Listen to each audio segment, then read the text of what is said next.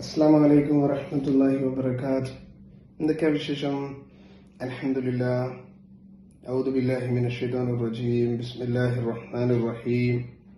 اللهم صل على سيدنا محمد وعلى ال سيدنا محمد كما صليت على ابراهيم وعلى ال ابراهيم في العالمين انك حميد مجيد. اللهم بارك على محمد وعلى ال محمد كما باركت على ابراهيم وعلى ال ابراهيم في العالمين انك حميد مجيد. ഞാൻ ഈ വീഡിയോയിൽ വരാനുണ്ടായ കാരണം റസൂൽ സല്ലല്ലാഹു അലൈഹി വസല്ലം തങ്ങളുടെ മഹത്തായ സ്വഭാവ ഗുണങ്ങളെ കുറിച്ച് ഞാൻ കഴിഞ്ഞ വീഡിയോയിൽ പറയുകയുണ്ടായി. അതിൽപ്പെട്ട ഒരു പ്രധാനപ്പെട്ട ഒഴിച്ചുകൂടാൻ പറ്റാത്ത ഒരു സ്വഭാവ ഗുണമായിരുന്നു സുഗന്ധദ്രവ്യങ്ങളുടെ ഉപയോഗം. അതിന്റെ പ്രാധാന്യത്തെക്കുറിച്ച് പറയുകയാണെങ്കിൽ റസൂൽ സല്ലല്ലാഹു അലൈഹി വസല്ലം ഭക്ഷണത്തെക്കാൾ കൂടുതൽ അതിനുവേണ്ടി പണം ചെലവഴിച്ചു എന്ന് ഹദീസുകളിൽ നമുക്ക് പഠിക്കാൻ പറ്റും.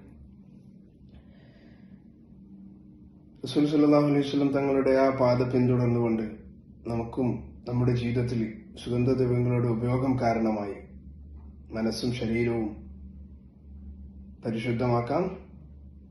അതിലൂടെ നമുക്ക് നമ്മുടെ ആത്മവിശ്വാസം വർദ്ധിക്കുന്നതായിട്ട് കാണാൻ പറ്റും, ആത്മീയ നിർവൃത്തി നേടാൻ പറ്റും, സുഗന്ധം പരത്താൻ പറ്റും. അത് മറ്റുള്ളവർക്ക് ആസ്വദിക്കാൻ ഒരു കാരണമാവും.